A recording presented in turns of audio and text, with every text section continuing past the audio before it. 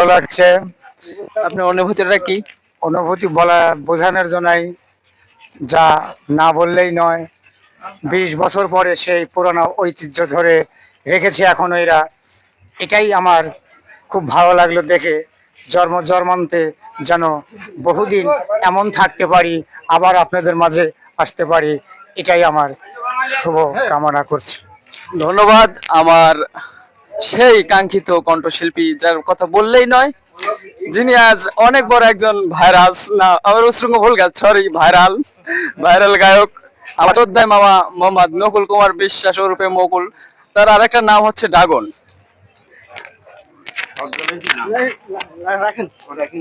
আচ্ছা, যাই হোক, আজকে আমার মনে হয় ড্রাগন আঙ্কেলের যে একটা আনন্দ দিছে, তাতে আমাদের সর্বদিক দিয়ে মনে হয়েছে যে আমাদের পিকনিকটা সবাই আনন্দ পেয়েছে, বিনোদন পেয়েছে। এবং আমি আজকে খুবই মুগ্ধ ড্রাগনের জন্য।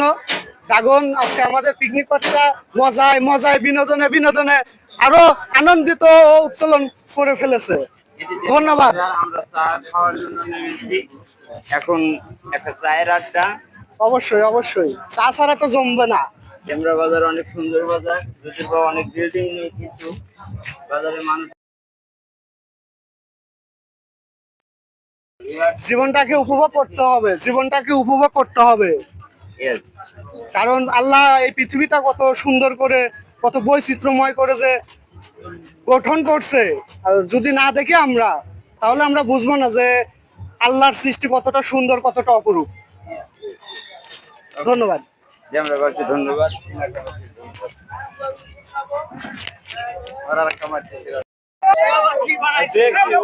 এটাও নৌকা, এটাও নৌকা, উড়োজাহাজ নৌকা। হাইরে নৌকা রে, নৌকাবাজ, হাজারো লাখো মানুষের ভিড়।